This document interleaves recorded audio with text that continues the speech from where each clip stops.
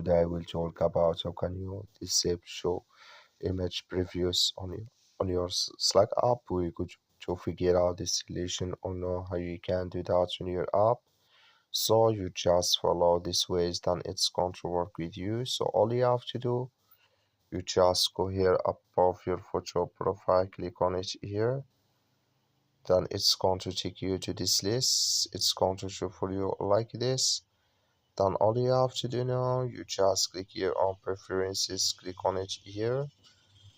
Then it's going to take you to this list. It's going to show for you like this. Then you go down, just keep going down here. Then you come here to show image previews here. Just click in this sign or this color.